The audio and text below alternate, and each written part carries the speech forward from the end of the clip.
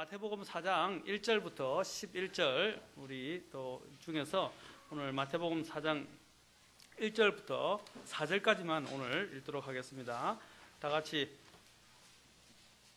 마태복음 4장 1절부터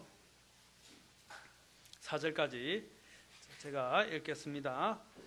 그때에 예수님께서 성령의 인도를 받아 마귀에게 시험을 받으러 광야로 들어가사 밤낮으로 40일 동안 금식하시고 그 뒤에 줄이시니라. 그 시험하는 자가 그분께 나와 이르되 내가 만일 하나님의 아들이거든 명령하여 이 돌들이 빵이 되게 하라 하거늘 그분께서 응답하여 이르시되 기록된 바 사람이 빵으로만 살 것이 아니요 하나님의 입에서 나오는 모든 말씀으로 살 것이라 하였느니라 하시더라. 기도하겠습니다. 하나님, 이 시간도 주의 말씀을 높이시고 함께 해주시고 주님을 사랑해서 이 자리에 나온 또한 주님의 자녀들을 더욱 기억해 주시고 그들에게 꼭 필요하게 힘을 주시고 또 강력하게 채워주시고 인도해 주시옵소서. 주님께 모든 것을 의탁합니다. 예수 그리스도의 귀한 조남을 받들어 기도합나이다. 아멘. 앉으시겠습니다. 자, 저는 어떻게 시험을 이길 것인가, 시험을 어떻게 이길 것인가에 대해서 지금 계속해서 말씀을 드리고 있습니다. 시험에는 세 가지가 있었고 그 세 가지 중에서 또 우리가 또 가장 지금 크게 오늘 본문에서 다루고 있는 부분들이 사탄과의 싸움, 그리고 사탄이 주는 그 유혹을 어떻게 이길 것인가 하는 부분들을 오늘 본문은 특히 보여주고 있습니다. 또 우리에게 있어서 가장 큰 문제 중에 하나는 우리 스스로의 욕심에서 비롯되어진 이러한 욕심에서 비롯되어진 시험거리들이 있다는 것입니다. 그래서 사탄은 이런 우리의 욕심 안에서 약한 점들을 잘 알고 또한 우리를 항상 공격하고 우리로 하여금 영적인 실패에 빠지도록 공격한다는 사실을 기억해야 할 것입니다. 그래서 예수님께서 시험을 이기는 시험을 이기는 권능들을 오늘 이 본문에서 또한 우리는 찾아볼 수 있는데, 첫째는 하나님의 두려우심과 죄에 대한 심판을 유혹이 올 때 생각해야 한다고 말씀드렸고, 두 번째는 믿음의 방패를 굳게 붙들고 또 믿음의 방패를 갈고 닦아야 한다라고 말씀드렸습니다. 그리고 세 번째로는 또한 우리는 말씀의 권능을 가지고 있어야 한다고 그랬습니다. 하나님의 말씀을 피상적으로 아는 것이 아닙니다. 하나님을 배우는 것은 피상이 아닙니다. 지식이 아닙니다. 오늘날 근본주의 독립침례교회나 성서침례교회의 맹점이 무엇입니까? 맹점은 하나님의 말씀을 피상적으로 알지만 우리의 삶의 능력으로 갖고 있지 못하는 경우가 많습니다. 지식과 교리적 체계를 아는 것으로 충분하지 않습니다. 원래 성경에서 교리라는 것은 지식 체계가 아닙니다. 교리는 삶입니다. 하나님의 말씀은 우리에게 주어지면 우리의 변화가 되고 우리가 삶의 현장에서 우리의 영적인 그리고 거룩한 그리고 그리스도인다운 모습이 드러나야만이 그것이 교리가 살아있다라고 이야기할 수 있습니다. 그런데 많은 사람들이 지식의 수준은 높은데 이 지식의 수준만큼 살아가지 못한 것이라는 것입니다. 그렇게 될 때 하나님 보시기에 어떤 것이 더 바람직할까요? 그렇죠? 알고도 행치 아니하는 것도 선인 줄 알고도 행하지 않는 것도 죄라고 이야기했습니다. 우리가 많이 알고 있으면서 많이 알고 있는 것에 부응하지 못하고 합당하게 살아가지 못한다면 그거는 죄가 됩니다. 무지도 죄입니다. 그러나 그보다 더 무서운 죄는 저는 알고도 행하지 않는 죄라고 말씀드리고 싶습니다. 오늘 하나님 앞에 섰을 때 가장 두려운 것이 무엇입니까? 나는 몰랐습니다. 그거 통하지 않습니다. 그런데 알았는데 나는 못했습니다. 그것은 더 부끄러운 죄가 될 것이고 주님의 책망을 받게 될 것이라고 생각되어집니다. 여기서 오늘 또한 하나의 말씀을 통해서 우리는 실제적인 말씀의 권능을 가지고 있어야 돼요. 이 말씀이 나 안에서 역사에서 발휘하려면 내가 주님 앞에서 그 말씀을 받을 준비가 되어 있어야 하고 그 말씀이 내 안에서 어떻게 합니까? 내가 하나님 앞에서 받을 준비 가운데서 제대로 받게 되면 그 말씀은 역사하기 시작합니다. 굉장한 파워를 가지고 있습니다. 그것은 여기서 이야기할 때 로마서 1장 16절에서 이야기하는 하나님의 권능이 된다 그랬어요. 이 복음 안에는 그렇죠? 모든 사람을 구원시키시는 하나님의 권능이 있다는데 이 권능이 뭐냐면 듀나미스라고 이야기하는데 듀나미스라는 말은 뭐냐면 여러분 다이너마이트라는 단어 아시죠? 그 다이너마이트라는 단어보다를 이야기하는 것입니다. 다이너마이트 뭡니까? 그 폭발력은 엄청납니다. 그렇죠? 이번에 보스턴에서 일어났던 사건으로 해서 많은 사람들이 죽고 참상을 당했습니다. 이 다이너마이트 폭탄의 위력은 얼마만합니까? 바로 이 우리가 하나님의 말씀의 권능을 가지게 될 때 그것은 폭탄보다 더 위대한 권능을 갖게 됩니다. 여기서 이야기할 때 마태복음에서도 주님께서 마귀를 물리쳤을 때 어떻게 하셨습니까? 하나님의 말씀으로 물리쳤다는 사실입니다. 하나님의 말씀으로 마귀를 물리쳤습니다. 그리고 말씀하시기를 사람이 빵으로만 살 것이 아니요 하나님의 입에서 나오는 모든 말씀으로 산다고 그랬습니다. 주님은 이것을 지식적으로 한 것이 아닙니다. 주님은 이 말씀에 합당하게 사셨습니다. 주님이 이렇게 담대하게 말씀할 수 있고 담대하게 외쳐서 마귀를 꾸짖고 마귀를 내어쫓을 수 있고 마귀를 제압할 수 있었던 그 권능은 어디서 온 것입니까? 구약을 통달하고 있었기 때문이 아니라 그 하나님의 말씀대로 살았기 때문입니다. 그래서 마귀가 예수님을 업신여길 수가 없었어요. 하나님의 아들로서 이 땅에 오신 분이기도 하지만 그분은 이 땅에 계실 때 육신을 입고서 하나님의 말씀에 따라 살았다는 사실입니다. 한 번도 주님의 말씀을 어긴 적이 없습니다. 주님의 권능은 거기서 온 것입니다. 하나님의 자녀 아들이셨지만 하나님의 그 신성의 권능을 사용하기를 원하지 않으셨습니다. 이 땅에 계실 때 시험을 받으실 때는 인간으로서 온전한 인간으로서 주께서는 시험을 받으셨어요. 그런데 그 권능이 어디서 온 것입니까? 바로 여기서 보면 늘 예수님께서는 하나님 아버지와 교제하셨어요. 그리고 하나님 아버지께 기도하셨어요. 그리고 하나님의 아버지의 말씀대로 살았고 말씀을 가지고 살았기 때문에 그 권능이 그 안에서 나올 수 있었던 것입니다. 그래서 마귀를 꾸짖을 수 있고 마귀를 내어쫓을 수도 있으셨습니다.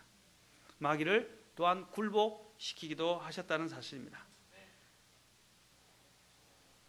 그래서 하나님의 말씀은 살아있고 권능이 있고 양날 달린 어떤 검보다도 예리하여 라고 되어 있습니다. 그래서 혼과 영과 및 관절과 골수를 찔러 나누기까지 하고 우리 안에 있는 이 모든 부분들을 다 드러내고 영적인 나쁜 것들을 다 제거할 수 있는 수술을 할 수 있는 그 힘을 갖고 있어요. 사람이 위급한 어떤 문제가 생겼을 때 수술을 하지 않습니까? 수술을 하는 이유가 뭐예요?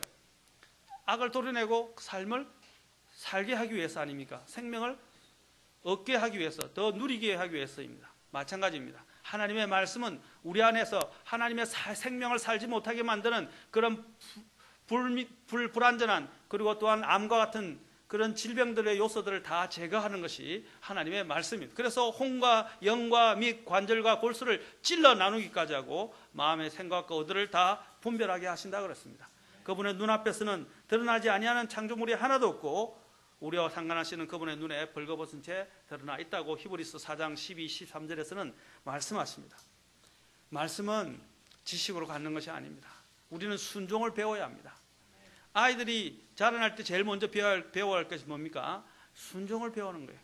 이게 가장 힘든 문제예요. 이 순종의 단계를 넘기 시작하면요 아이들은 그 다음부터는 잘 자랍니다. 그때까지가 언제냐면 보통 10대 초반 12, 3세가 되는데 곧 우리가 보통은 초등학교 정도에 더 길면 중학교 1, 2학년 때까지고 더 짧으면 이제 초등학교 2, 3학년, 3, 4학년 정도까지 이 훈련을 받아야 돼요. 그런데 어떤 애들은 더뎌져서 심지어는 10대가 훨씬 후반이 됐는데도 아직도 여전히 훈련을 받아야 할 부분이 있는데 그때도 늦지 않아요. 그때라도 아이들이 배워야 하는 게 뭐예요? 순종을 배워야 합니다. 순종 안 배우면요 나중에 부모에게는 부끄러움이 되고 수치가 되고 큰 짐이 됩니다. 슬픔거리가 되어버려요. 잠언에서 이야기합니다. 이 제대로 징계받지 아니하고 징계되어지지 않고 제대로 다스려지지 않은 아이는 뭐라고요? 그 부모에게 슬픔이 되거니와 라고 말씀하고 있습니다. 근심거리가 되는 거예요. 하나님 앞에서도 우리도 마찬가지입니다. 우리가 배워야 할 게 뭐냐면요 자기를 죽이는 거고 주님 앞에 굴복하는 것이고 주님의 말씀에 따라 순종하는 법을 배워야 돼요.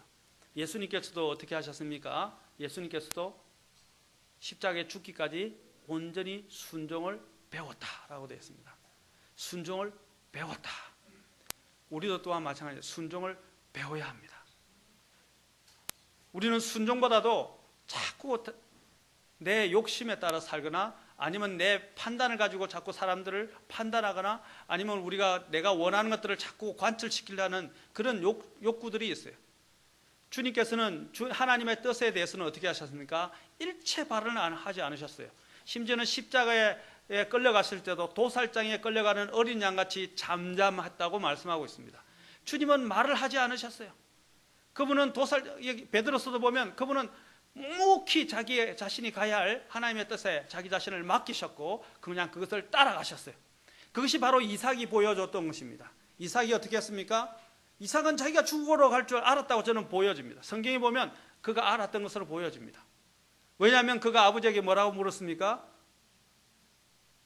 하나님께 바칠 어린 양이 어디 있냐고 물었어요. 이상하지 않습니까? 아빠가 자기만 데리고 가고 하나님께 드릴 바칠 양이 없어요. 이삭은 감지를 했어요. 그런데 이삭이 반항했습니까? 반항하지 않았습니다. 이삭은 온전히 자기 자신을 드리는 예수님의 표상입니다. 그림자라고요. 모형이라고요. 바로 이삭의 이 순종, 그것이 바로 우리가 배워야 합니다. 제가 이것이 왜 이야기하면 우리는 말씀 앞에서 훈련이 돼야 돼요. 하나를 들으면 하나에 순종하는 사람들이 됩니다. 그런데 우리는 너무 많이 들었어요. 너무 많이 알고 있어요. 문제는 무엇이냐? 너무 많이 듣고 안 만큼 살지 못한다는 것입니다. 그것이 성서침례교회, 독립침례교회의 맹점입니다. 저 자신 또한 그것을 실감하고 있습니다.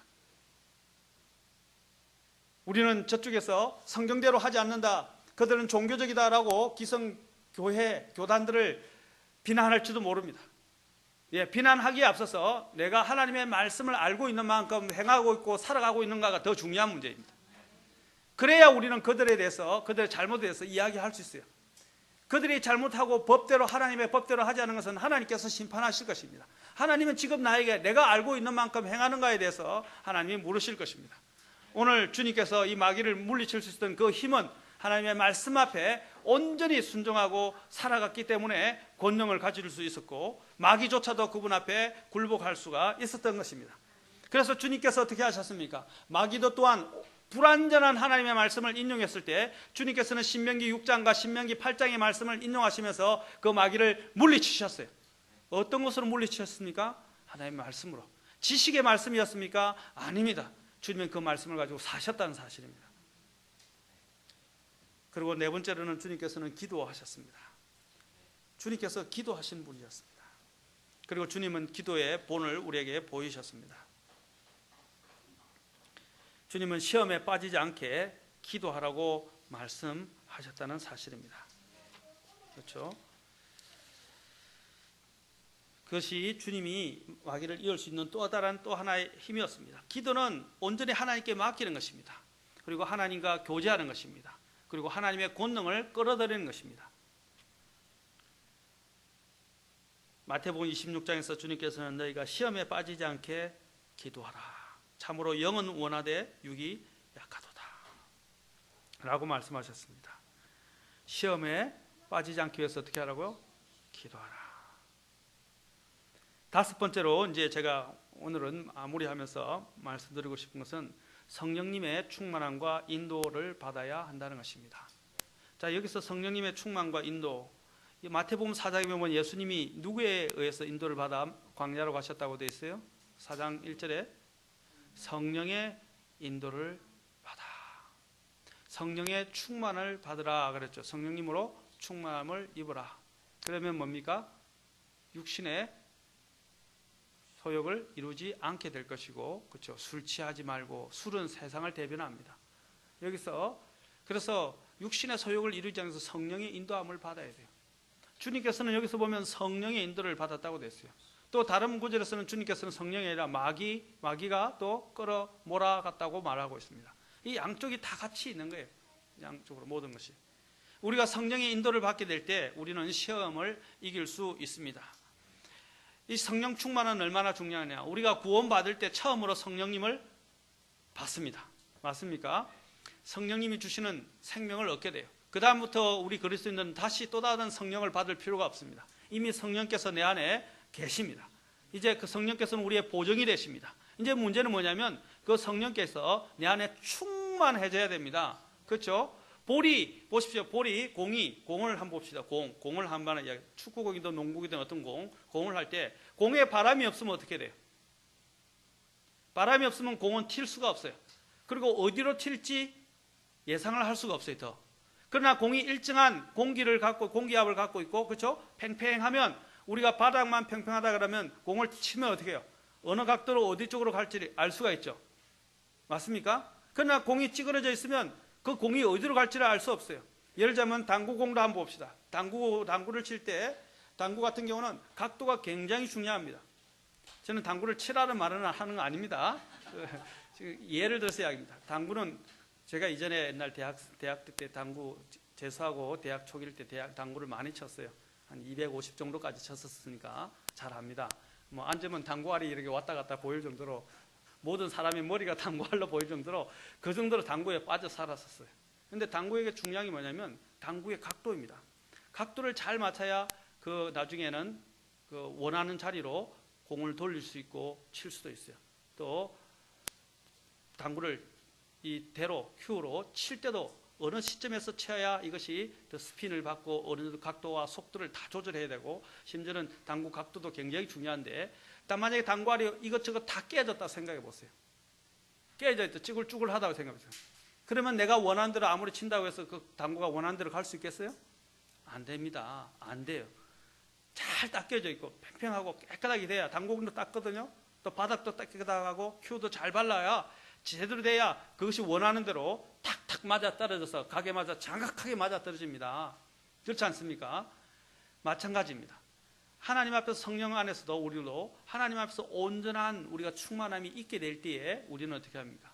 하나님이 원하시는 것으로 우리는, 그리고 어떤 시험이든지 이길 수 있다는 사실입니다.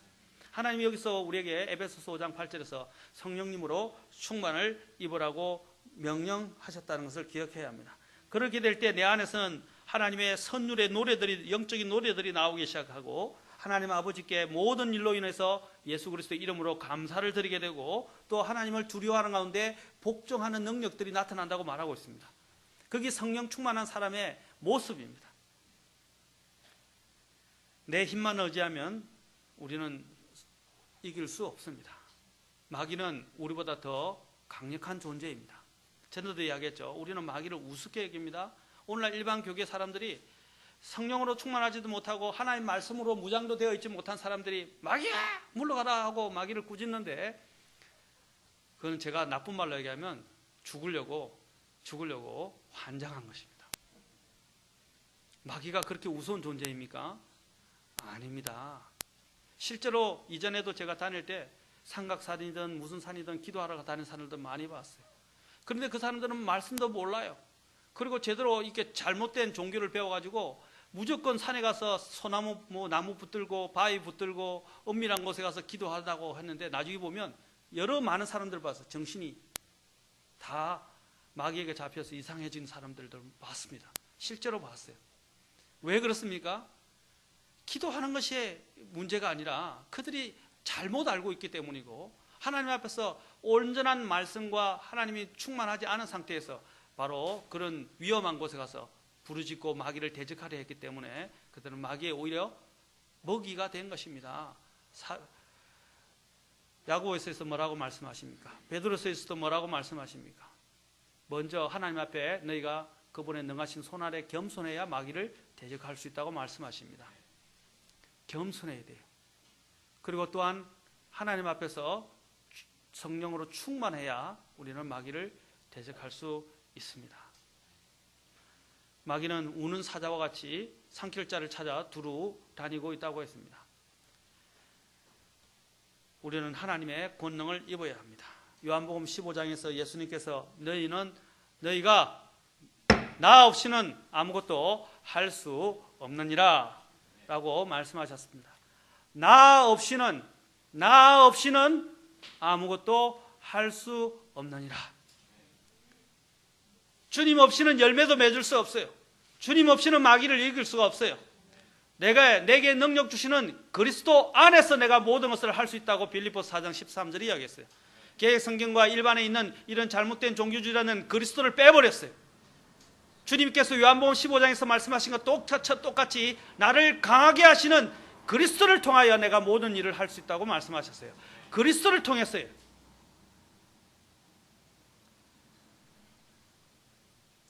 우리는 예수님을 힘입지 않고서는 아무것도 할 수 없습니다. 너희가 내 안에 거하고 내 말들이 너희 안에 거하면, 말들이 거한다는 말이 무슨 뜻입니까? 하나님의 말씀이 충만하게 거한다는 말이 곧 성령께서 충만히 거한다는 말씀입니다.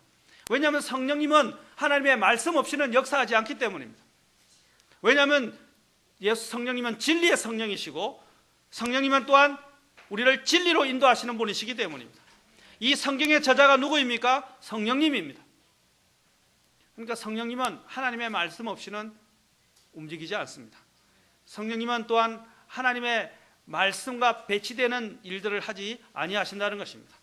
그렇기 때문에 우리가 성경을 똑바로 알아야 되고 성경을 내 안에 간직해야 되고 그 성경 말씀에 따라 살고 하나님의 도움을 구하기 시작하면 그때 성령께서 그 말씀을 통해서 역사하셔서 그 말씀이 나에게 힘을 주시고 강력하게 해서 마귀를 물리칠 수 있도록 만들어 주신다는 것입니다.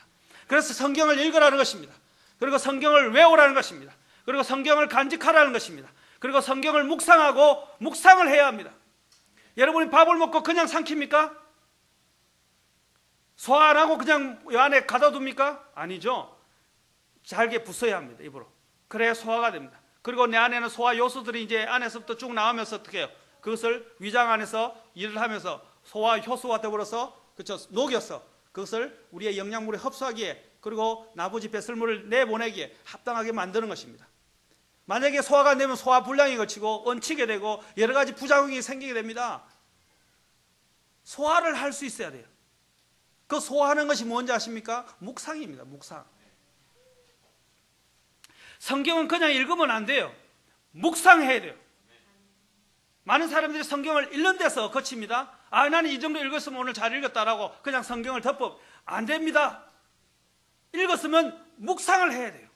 그것을 그리고 또 내 마음에 간직해야 합니다. 내가 주님께 죄를 범하지 않기 위해서 어떻게 주의 말씀을 내 마음속에 숨겼나이다 라고 시편 119편 9절과 11절에서 이야기합니다. 내가 주님께 죄를 짓지 않기 위해서 주의 말씀을 내 마음속에 숨겼다. 청년이 무엇으로 자신의 행실을 깨끗게 하리까? 주의 말씀을 따라 조심할 것입니다. 그 말씀을 묵상하십시오. 아멘. 그래야 그것이 어떻게 하면 성령께서 묵상되어진 그 말씀을 가지고 나에게 능력을 주시고 충만하게 역사하시는 것입니다. 로마서 8장 13절을 보십시오. 그러면 너희는 육신을 따라 살면 죽을 것이로되 성령을 통해 뭐라고 그랬어요? 몸의 행실을 죽이면 살리라. 몸의 행실을 죽이는데 뭐가 필요하다고 이야기하고 있어요? 성령을 통해 라고 말하고 있어요. 성령께서 내 안에 하나님의 말씀을 통해서 역사해야 몸의 행실을 죽일 수 있어요. 내 곧 죄를 범하게 만드는 손, 발, 눈, 입, 오감 모든 것들 심지어는 생각의 문제들까지도 복종시킬 수 있다는 것입니다. 성령을 통해 몸의 행실을 죽이면 살 것이다. 성령의 역할을 보십시오. 또 갈라디아서 5장 25절, 갈라디아서 5장으로도 가보십시오. 5장 25절에서 말씀하십니다. 갈라디아서 5장 25절, 우리가 성령 안에서 살면 또한 성령 안에서 걸을지니. 우리가 성령 안에서 산다고 이야기. 우리 주님이 우리 안에 있습니다. 그렇죠? 삽니다. 그러면 이제 살아가면 그 힘을 통해서 우리는 어떻게 또 성령 안에서 걸어가야 합니다. 아멘. 그냥 앉아 있으면 안 돼요. 이제는 걸어가야 합니다. 걸어가야 돼요. 어디 안에서 걸어가라고요? 성령 안에서. 성령 안에서. 성령이 어떻게 역사하신다고요? 하나님의 말씀을 통해서 역사하십니다. 그래서 말씀을 읽고 묵상하라 하는 것입니다. 우리 아이들에게 참 이 쉬운 일이 아니에요. 우리 부모들도 성경을 읽고 묵상하고 살아가는 것도 허덕입니다. 그런데 우리 아이들에게까지 그걸 가르치는 일이 쉽지 않죠. 힘들죠. 나도 내 하나 주체 못하겠는데 우리 아이들까지 가르치려니까 얼마나 힘들어요. 그렇죠? 그러나 힘들어도 하나님이 나에게 아이들을 주셨을 때는 그 아이들을 맡기신 것이에요. 나의 책임은 무엇입니까? 그 아이들이 하나님의 말씀에 따라 살도록 가르쳐야 합니다. 부지런히 가르쳐야 돼요. 앉았을 때든지 누웠을 때든지 하나님의 말씀의 법을 주어야 하고, 그들도 하나님의 말씀을 읽는 훈련을 시켜야 되고, 하나님의 말씀을 묵상하는 훈련을 시켜야 되고, 하나님의 말씀에 순종하는 법을 자꾸 가르쳐야 돼요. 본성이 아이들은 약해요. 죄의 본성이 있어요. 이 죄의 본성을 죽일 수 있는 유일한 방법은 아이들이 하나님의 말씀을 통해서 훈련받는 것입니다. 아까도 말씀드렸죠. 12세가 될 때까지, 12, 3세 보통 그 초등학교 될 때까지 이 하나님의 말씀을 가지고 순종을 훈련을 끝내야 합니다. 끝내야 부모가 그때부터는 편해집니다. 그때까지 이 아이를 제대로 훈련을 못 시키면, 일관성 있게 훈련을 못 시키면 이제는 아이들하고 엄청난 더 큰 싸움을 하게. 왜냐하면 아이들도 머리가 크죠. 이제 아이들도 힘이 세지죠. 이제 엄마 말 안 듣습니다. 자기 하고 싶은 대로 합니다. 밖으로 튀어나갑니다. 그렇죠? 이전에도 저도 중학교 때 생각납니다. 그때는 어머니가 잘 못하셨어요. 제가 공부 참 잘했는데 우리 어머니께서 너무 모자라서 제가 한 번 시험을 치다가 시험이 이제 좀 몇 등 떨어졌어요. 보통 반에서 중학교 때 2, 3등씩 했어요. 심지어는 전교 2등까지 한 적도 있었죠. 중학교 때 공부 잘했어요, 저도. 그런데 이제 한번 중학교 때 성적이 떨어져서 5, 6등인가로 떨어진 적이 있었어요, 한번. 근데 떨어졌다가 어머니가 매를 막 드셔서 많이 맞았어요. 서럽더라고요. 그런데 또 어머니가 매를 드실 때 어떻게 되냐면, 이제 제가 컸잖아요. 어머니 손을 탁 잡고 매를 잡아서 얹어서 제가 농 위에 탁 던져놓고 도망갔어요. 그래서 어머니는 그것을 매를 잡을 수가 없었어요. 그래서 의자를 찾으셔야 됐고, 그럴 때는 저는 이미 도망가서 없었어요. 이미 크니까 이제는 안 맞는다는 거죠. 매를 안 맞으려고 그래요. 마찬가지입니다. 우리도 아이들이 이미 이제 커지기 시작하면 엄마가 당해낼 수가 없어요. 특히 남자애들은 덩치가 더 크잖아요. 힘이 더 세잖아요. 그 전에 아이들을 잘 훈련시켜야 합니다. 그때 더 크면 진짜 말 안 듣습니다. 더 큰 힘이 듭니다. 그러나 늦지는 않았어요. 내 품을 떠나기 전까지는 여전히 자식입니다. 어쨌든 우리는 훈련을 받아야 하고 아이들 또한 그렇게 훈련시켜야 합니다. 자, 여기 보면 또 갈라디아서 5장 16절부터 17절을 또 보십시오. 여기도 뭐라고, 성령 안에서 걸으라 뿐 아니라 또한 말씀하십니다. 여기도 걸으라라고 말씀하십니다. 같이 한번 읽어볼까요? 갈라디아서 5장 16절 17절 시작.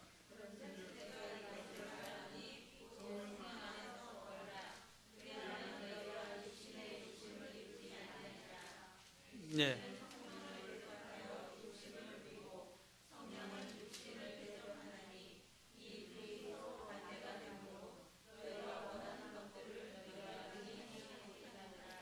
우리가 육신의 욕심을 이루지 않기 위해서 어떻게 하라고 그랬어요? 성령 안에서 걸으라라고 그랬습니다.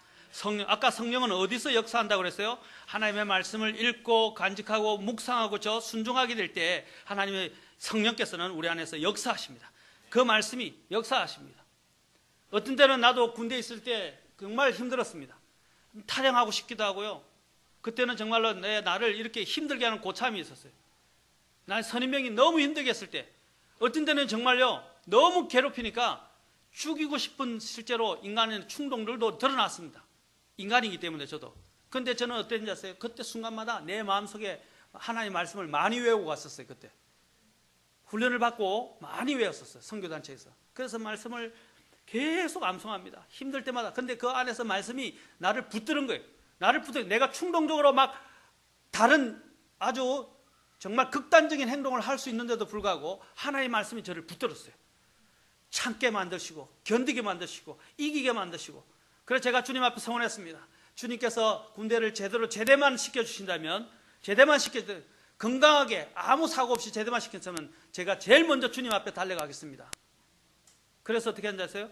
정말 제대하는 날 예비군 모자 쓰고 나오면서 그 산에서 내려오면서, 강원도 고성의 죽변산, 설악산의 마지막 봉우리 죽변산에서 내려오면서 할렐루야, 그 산이 메아리 치도록 그 산 꼭대기에서 소리치면서 부대에서 내려왔어요.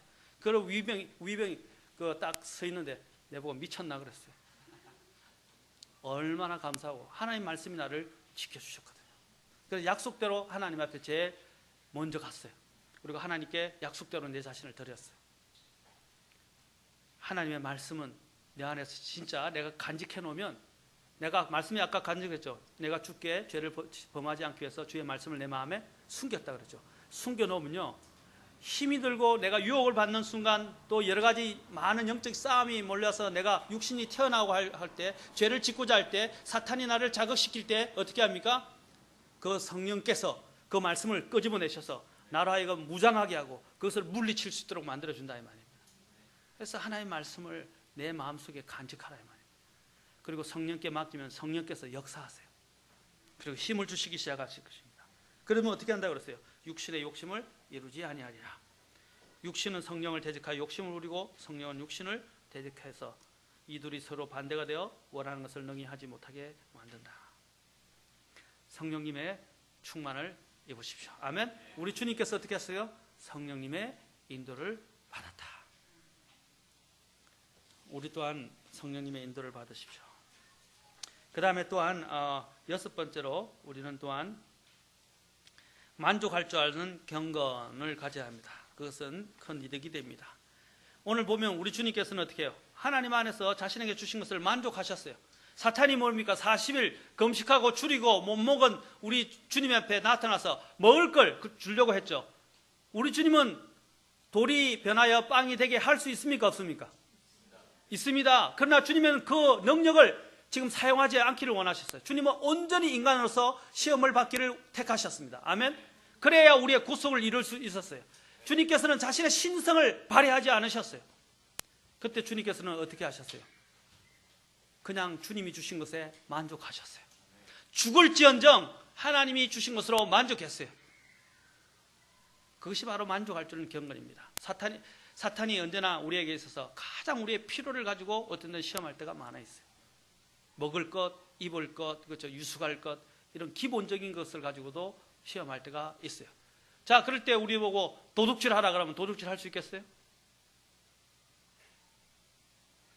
안 되겠죠. 근데 극단적으로 배가 고프면 자기도 모르게 손이 가요. 간다. 우리 주님께서도 그보다 더한 상황이에요. 40일을 굶으셨어요. 주님은 어떻게 하셨어요? 그러나 하나님 안에서 만족하기를 배웠습니다. 사도 바울이 디모데전서에서 뭐라고 말씀하십니까? 나도 어떻게 해요? 배부름에 처할 줄 알고 배고픔에 처할 줄 아는 것을 온전히 배웠다고 말하고 있습니다. 그래서 만족할 줄 아는 경건이라고 그랬어요. 만족할 줄 아는 경건. 필요 이외의 것들에 자꾸 우리의 눈을 돌리면 안 됩니다. 필요한 것에 눈을 가지는 거고 기도하는 것은 괜찮아요. 하나님께서는 우리에게 너희가 구하라 그러면 너의 필요를 채우시겠다 그랬지, 너희가 원하는 것을 다 채워주시겠다고 하지 않으셨어요. 그런데 우리는 하나님 앞에 뭘 구합니까? 뭘 기도합니까? 내 정욕과 욕심에 따라서 내가 필요한 것 이상으로 자꾸 원한다는 거예요. 주님은 필요를 채워주시겠다 약속하셨어요. 아멘. 모든 것에 부여하신 하나님께서 너의 필요를 채우시리라, 빌립보서 4장 19절에서 말씀하셨어요. 필요를 채우시리라. 너가 원하는 대로 다 채워주겠다 하시지 않으셨어요. 오늘 우리의 기도가 잘못된 중도 어떤 것입니까? 원하는 걸 자꾸 달라고 그러는 거예요. 우리는 몰라요. 그 원하는 것이 나에게 독이 될지. 그게 독이 될 수 있습니다. 그래서 어떤 광고가 있었습니다. 재밌는 광고입니다. 어떤 부자가 신문에 누구든지 자기 생활을 만족하게 여기는 사람에게는 $10,000를 주겠다. $10,000면 우리나라 말로 1,000,000원입니다. 그렇죠? 또 이 1,000,000원, 1,100만 원 정도 되죠. 이전에는 이 $10,000가 더 했었어요. 옛날 IMF 시대는요, 이게 몇 천만 원짜리였어요. 2,000만 원 이상 됐어요. 2,000만 원. 제가 그때 미국에 있었기 때문에 그 어려운 시기를 잘 알고 있습니다. 그때 이자율이 은행에 맡겨놓으면 이 정기예금 이자율이 10몇 퍼센트 있었어요. 17%까지 갔어요. 그 돈 넣으면 돈이 저절로 불어나는 때였어요. 대단했죠. 나는 그때 유학생을 하면서 까먹고 있었어요. 자, 어떤 부자가 신문에 자기 생활에 만족하는 사람에게는 $10,000를 주겠다 광고를 시차. 그러자 많은 사람들이 그 상금을 받으려고 구름처럼 올라와서 전부 다 그 부자에게 뭐라고 하냐면 각자 자신의 생활에 만족한다고 이야기했어요. 그래서 불평할 것이 없다는 등 말을 하기 시작했습니다. 그러자 광고 낸 사람이 뭐라고 하는지 아십니까? 광고 낸 사람은 당신이 진짜로 만족한다면 왜 1만 달러를 원하십니까? 그렇게 물었어요. 이것은 교훈적인 가르침을 주기 위해서입니다. 만족한다면 1만 달러가 필요 있어요? 없죠. 근데 그들은 1만 달러를 구하려고 온 거예요. 자, 우리도 마찬가지입니다. 우리도 만족한다고 하면서 사실은 너무 많은 것을 요구하고 있습니다. 마틴 루터의 고백을 보시면 찬송가에 내 주는 강한 성이요 있습니다. 여기 보면 1절에 주는 강한 성이요 방패와 병기 되시니 큰 환난에서 우리를 구하여 내시리로다. 옛 원수 마귀는 이때의 힘을 써 계략과 권세로 죄의 종 삼으니 천하에 적수가 없도다. 먼저 이건 하나님을 기억하라는 것입니다. 그 다음에 두 번째는 아까 설교한 것과 똑같아요. 내 힘만 의지할 때는 패할 수 없도다. 힘 있는 장수 나와서 날 대신하여 싸우네. 이 장수 누군가? 예수 그리스도 만군의 주로다. 당할 자 누구랴? 이길 수밖에 없도다. 루터가 피신을 해서 어려운 가운데 있었을 때 바로 이 시를 지었던 것입니다. 그러면서 이 시를 통해서 2절에서는 내 힘만 의지하면 안 된다. 아까 제가 전에 이야기했죠? 하나님을 기억하라 그랬죠? 어떤 거예요? 하나님의 두려우심, 하나님의 심판을 기억하라 그랬죠? 하나님의 임재에 대해서. 그렇죠? 똑같이 이 찬송이 그대로 이야기하고 있어요. 첫째는 하나님을 기억하라 1절은. 2절은 무엇입니까? 내 힘을 의지하면 안 된다 그랬죠? 그렇죠? 세 번째는 뭐냐면 이 땅에 마귀 들끓어 우리를 삼키려 하나 겁내지 말고 싸워라. 진리로 이기려다. 네 번째 뭐가 나와요? 여기서 3절에서 진리의 말씀에 대한 부분이 나오죠. 4절 보십시오. 하나님의 말씀 능력이 이 세상 권세 이기네. 주 성령 우리 안에서 큰 능력 채우시네. 이렇게 성령님의 인도와 그 다음에 뭐라 그럽니까? 이 몸은 죽어도 큰 영광 보리니 그 왕국 영원하도다. 이 몸을 온전히 주께 맡기면 이 몸은 죽어도 큰 영광 보리니 뭡니까? 큰 영광의 보상에까지도 이야기를 하고 있어요. 이 찬송이 바로 진리에 입각하여 정확하게 마귀를 어떻게 대적해야 하는가를 여기서 잘 보여주고 있는 것입니다. 아멘. 사랑하는 성도 여러분, 우리는 유혹을 받을 때 우리는 어떻게 대처하고 있습니까? 에베소 4장 2절에서는 마귀에게 틈을 주지 말라 그랬습니다. 틈을 주지 마십시오. 우리 주님께서 일하실 것입니다. 마지막으로 보상에 대해서 봅시다. 시험을 이기는 자에 대한 보상. 아까 마틴 루터가 그 부르던 찬송 끝에 나왔죠? 보상 관련해서 분명히 주님께서는 약속하셨어요. 야고보서 1장 12절 이것만 하고 마치겠습니다. 야고보서 1장 12절. 여러분 감사해야 돼요. 제가 수요일 날에는 요즘은 30분을 거의 잘 안 넘겨요. 보통 예전에는 수요일에는요, 수요일도 1시간씩 설교했어요. 근데 30분을 안 넘깁니다. 그래서 지루해하지 마세요. 다 됐습니다. 야고보서 1장 12절. 시험을 견디는 자는 복이 있나니. 이 시험이 뭐냐면 영어로 보면 temptation입니다. 유혹을 견디는 자는 복이 있나니 그가 단련을 받은 뒤에 주께서 자신을 사랑하는 자들에게 약속하신 뭐라고요? 생명의 관을 받으리라. 생명의 관을 받으리라. 유혹을 이기고 시험을 이기면 생명의 관을 주시겠다. 이전에는 생명의 관을 어떤 사람에게 준다 그랬어요? 순교하는 사람에게 준다 그랬어요. 그런데 여기는 이제 현대사회 야고보서에서는 오늘날 살아가는 우리에게 약속하십니다. 시험을 견딘 자는 단련을 받은 뒤에 약속의 관을 받게 될 것이다. 원래는 우리는 받을 만한 자격도 없어요. 그렇지 않습니까? 그냥 구원해 주신 것만 해도 감사하지 않습니까? 우리가 늘 뭘 바라요 또 주님 앞에. 근데 주님은 또 놀랍게도 우리에게 상까지 주시겠다고 하십니다. 참 좋으신 주님입니다. 정말로 좋은 주님이에요. 생각하면 생각할수록 좋은 주님이십니다. 선하신 하나님이에요. 받을 가치가 하나도 없는 자에게 구원도 주신 것도 감사한데 더불어 상까지 주시겠다고 하니 고맙지 않습니까? 사랑하는 성도 여러분, 오늘 우리가 시험을 당할 때 모든 사람들이 당하는 시험, 우리 이 시험을 어떻게 받아들여야 하겠습니까? 주님께서 어떻게 이 시험을 이기셨는지 오늘 그 방법을 우리에게 가르쳐 주셨고 보여주셨습니다. 야고보서 1장에서는 뭐라고 했습니까? 시험을 받을 때 온전히 기쁘게 여기라 말씀하십니다. 사랑하는 성도 여러분, 그걸 기쁘게 여기십시오. 불평하지 마십시오. 시험은 모든 사람이 당합니다. 아멘. 마귀는 모든 사람들을 공격합니다. 마귀는 믿는 모든 사람들을 또한 어떻게 해서든지 믿음을 파괴시키려 하고, 그렇죠? 그를 무너뜨리려 합니다. 그럴 때마다 어떻게 하라고요? 온전히 기쁘게 여기라. 그리고 주님이 오늘 주신 그 방법으로 여러분의 시험을 물리치셔서 승리하시는 저와 여러분이 되기를 바랍니다. 그러면 주님 앞에 섰을 때 주께서 우리에게 큰 상을 베풀어 주실 것입니다. 생명의 관이라고 분명하게 여기서 말씀하셨습니다. 5가지 관 중에 하나가 생명의 관입니다. 기도하시겠습니다.